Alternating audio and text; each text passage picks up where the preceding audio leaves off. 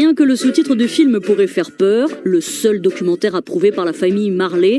Et pourtant, avec Marley The Definitive Story, on est bien loin de la géographie et finalement plus proche de l'homme. I don't really have no ambition, you know.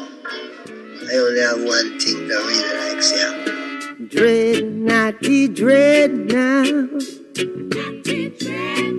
Kevin MacDonald est l'auteur de 2 tours de force ici. Le premier fut de réussir à interroger sans complaisance les plus proches témoins de l'épopée Marley, les musiciens des Wailers, l'entourage professionnel et surtout la famille, jusqu'ici réticente à l'idée de livrer une vision plus intime et pas forcément flatteuse de Bob. Près de 90 personnes, dont les enfants ou la propre mère de Bob Marley, témoignages inédits pour la plupart. My father's a white and my mother black. No, them call me half caste or whatever.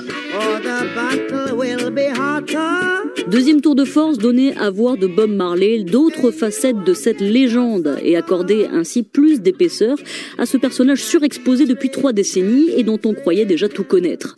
Pour MacDonald, l'une des clés de la personnalité de Marley est son statut de métis, déterminant pour tous les combats que le chanteur a ensuite menés pour l'unification des peuples, y compris en Jamaïque.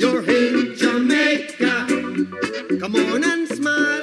In Jamaica, his father was white.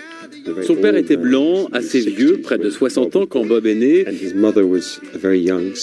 et sa mère, jeune noire de 16 ans, élevée dans les montagnes de Jamaïque. Ils n'ont jamais été ensemble, et plus tard, Bob a voulu prendre contact avec sa famille blanche, et ils n'ont pas voulu en entendre parler. Pour moi, c'est vraiment la clé pour comprendre Bob.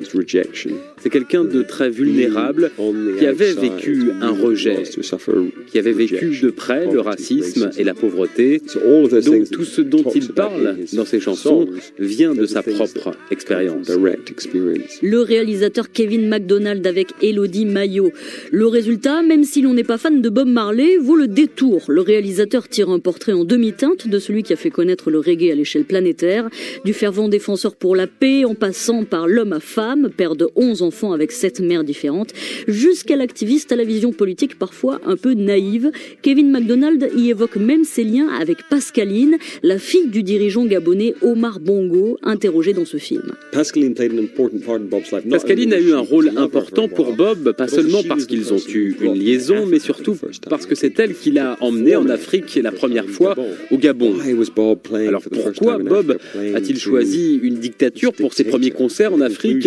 La raison, c'est que Bob est, côté politique, assez naïf. Pour lui, il s'agissait d'abord de jouer en Afrique devant un public africain, et c'était sans doute la chose la plus importante de toute son existence. Et derrière le personnage, il y a aussi évidemment l'épopée d'une musique, le reggae. it's just basically a rhythm check. But the guitar used to play like chop, chop, chop, and then it start playing check it, check it. Le reggae à qui Bob Marley ouvre les portes du monde entier, une épopée indissociable de celle de Marley, tant le chanteur a fini par faire corps avec le cœur de cette musique, la révolution par la paix. Marley, The Definitive Story de Kevin MacDonald est à voir cette semaine sur grand écran. Get up.